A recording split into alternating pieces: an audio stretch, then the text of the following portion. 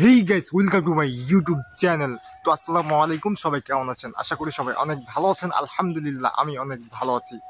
তো আজকের ব্লগটা অনেক ইন্টারেস্টিং হতে যাচ্ছে, কারণ আজকে দেখাবো যে ভিন্ন পদ্ধতিতে আহ, আম গাছের গোড়াটা কিভাবে আমরা রিং করেছি সার দেওয়ার জন্য।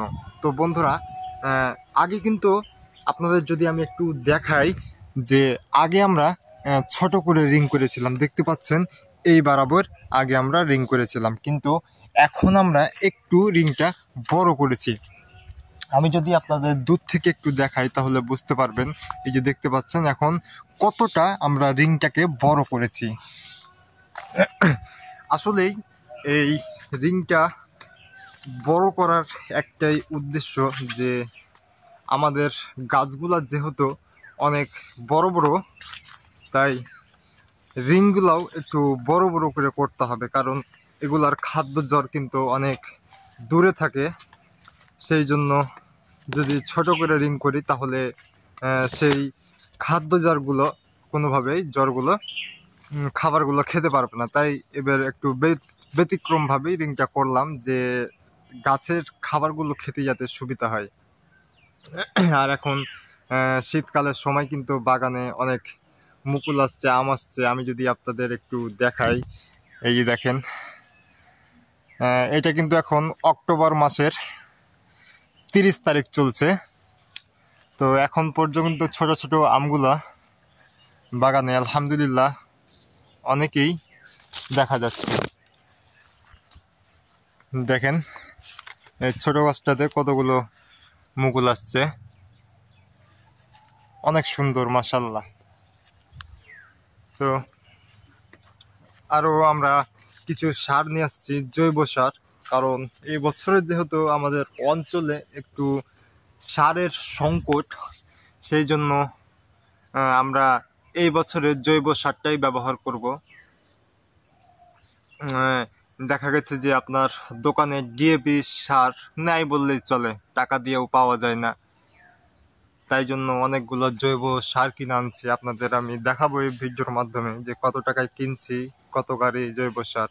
এই গাছটাতে দেখেন, এই গাছটাতে অনেক আম আছে আলহামদুলিল্লাহ। তো আমরা মূলত এই বছরে একটু লেবার খরচটা বেশি হলেও কিছু করার নাই, যেহেতু এবার বাগানে বেশি আম ধরাতে হবে, তাই বাগানের গাছের রিংগুলা একটু বড় করে করে দিলাম। এখন অবশ্য আমরা বাগানে সার দেব না, সার দিতে এখনো প্রায় 2 থেকে আড়াই মাস লেট আছে। তো আড়াই মাস পরে আমরা সার দেব। তো চলেন আপনাদের ওই জৈব সারগুলা দেখাই যে আমরা কোথায় কিভাবে রেখেছি। তার আগে আপনাদের আর একটা সুন্দর জিনিস দেখাই। এই গাছটাতে আপনারা দেখেন কত সুন্দর আমগুলা ধরে আছে, এখানে মুকুল, তার পাশেই কিন্তু কতগুলো আম ধরে আছে দেখেন, দেখতে অনেক সুন্দর লাগছে তাই না? তো এরকম ভাবে কিন্তু টুকিটাকি ভাবে ছোট ছোট আমগুলা অনেক ধরে আছে বাগানে। তো আর একটা বাগান আছে ওই পাশে, তো ওই পাশেই আমাদের কিন্তু মূলত জৈব সারটা রাখা আছে। তো চলেন আপনাদের দেখাই। তো ওই বাগানে গিয়ে দেখা হবে, চলেন। তো যে বাগানে ছিলাম ওই বাগান থেকে কিন্তু একটা বাগান পরেই বাগান কিন্তু আরেকটা আছে আমাদের। তো ওই যে দেখতে পাচ্ছেন ওই নেট দিয়ে ঘেরা আছে, ওইটাই কিন্তু আমাদের বাগান।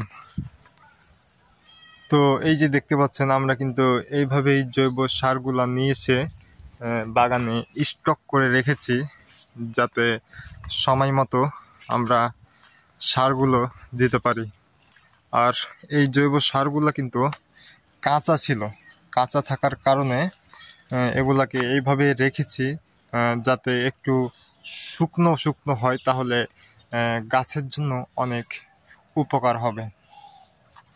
তো এই সারগুলি আমরা কত টাকায় কিনেছি তো আপনাদের বলি। আমাদের দিকে যেগুলা পাওয়ার টলি পাওয়া যায়, তো সেই পাওয়ার টলিগুলো আপনার 1000 টাকা ঠিকা নিয়ে আসতে হয়। মানে এক গাড়ি মাল নিয়ে আসবেন, 1000 টাকা দিতে হবে জৈব সার মালিকদের। আর ট্রলি ভাড়া তো আছে 500 টাকা। তো গড়ে পরে মিলিয়ে দেখা গেছে যে আপনার 1500 টাকা পড়বে এক গাড়ি জৈব সার নিয়ে আসলে। তো আসলে কিন্তু এই জৈব সারের উপকারিতা অনেক বেশি অন্যান্য সারের চাইতে। কিন্তু এখন দেখা গেছে সবকিছু ফরমালিন মেরে হচ্ছে, তাই সবাই চাচ্ছে যে আমার গাছে বেশি বেশি ফল ধরুক, বেশি উৎপাদন হোক। সেই ক্ষেত্রে এখন এই সারগুলো তেমন ব্যবহার করে না। আর এখন দেখা গেছে যে সার সংকট, সেই জন্য কিন্তু এখন আমাদের এই সারগুলো ব্যবহার করতে হবে। তো ওখানে আমরা নিয়ে আসছি 7 গাড়ি মাল। তো 7 গাড়ি মালে প্রায় সব কিছু মিলিয়ে 10,000 টাকা মতো খরচ হয়েছে। তো এই হচ্ছে বাগান। আর দেখতেই তো পাচ্ছেন ছোট ছোট আমগুলা অনেক ধরে আছে, মাশাআল্লাহ অনেক ধরে আছে। তো আজকে এইটুকুই আপনাদের সাথে শেয়ার করলাম। তো সবাই ভালো থাকবেন, সুস্থ থাকবেন। আবার পরবর্তী ব্লগে আপনাদের সাথে দেখা হবে ইনশাআল্লাহ। আসসালামু আলাইকুম।